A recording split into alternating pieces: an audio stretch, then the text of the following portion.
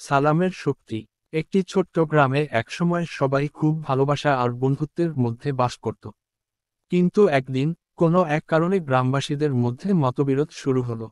একে অপরের সাথে কথা কাটাকাটি, ভুল বোঝাবুঝি আর রাগ বিরক্তি বাড়তে থাকলো। গ্রামের পরিবেশ ভারী হয়ে উঠল, আর শান্তি দূর চলে গেল। কেউ কাউকে মুখ দেখাতে চাইছিল না, সম্পর্কগুলো যেমন ছিল তেমনই ঠান্ডা হয়ে গেল। গ্রামের এক তরুণী, নীলা, এই পরিস্থিতি দেখে খুব চিন্তিত হয়ে পড়ল। সে জানত, এভাবে চলতে থাকলে গ্রামের সম্পর্কগুলো আরও দূরত্ব বাড়াবে। কিন্তু সে ভেবেছিল, কি করা যেতে পারে যাতে শান্তি ফিরিয়ে আনা যায়। তখন তার মনে পড়ল সালামের কথা।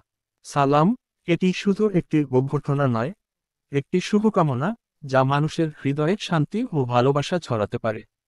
নীলা ঠিক করল, সে গ্রামবাসীদের মধ্যে সালামের মাধ্যমে নতুন করে সম্পর্ক গড়ে তুলবে।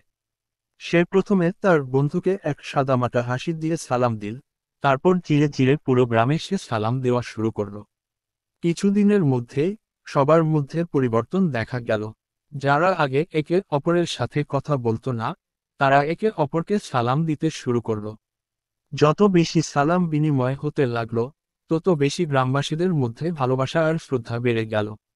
সালাম শুধু একটি কথাই ছিল না, এটি একে অপরের প্রতি সম্মান, দয়া এবং শান্তির একটি শক্তিশালী মাধ্যম হয়ে দাঁড়ালো। গ্রামবাসীরা উপলব্ধি করল, সালাম একটি শক্তি যা আমাদের সম্পর্কগুলিকে মজবুত করে এবং আমাদের হৃদয়কে একসাথে গাঁথে। একে অপরকে সালাম দিয়ে তারা বুঝতে পারল, যখন মানুষের মধ্যে ভালোবাসা আর শ্রদ্ধা থাকে, তখন সব দ্বন্দ্ব দূর হয়ে যায় আর শান্তি ফিরে আসে। এভাবেই নীলা তার পরিশ্রম আর দৃঢ় বিশ্বাসের মাধ্যমে সালামের শক্তি ব্যবহার করে গ্রামে শান্তি ফিরিয়ে আনল। গ্রামবাসীরা এখন জানে, সালামের মধ্যে কত অমিত শক্তি থাকতে পারে, যা একে অপরকে যুক্ত রাখে এবং শান্তির পথ দেখায়।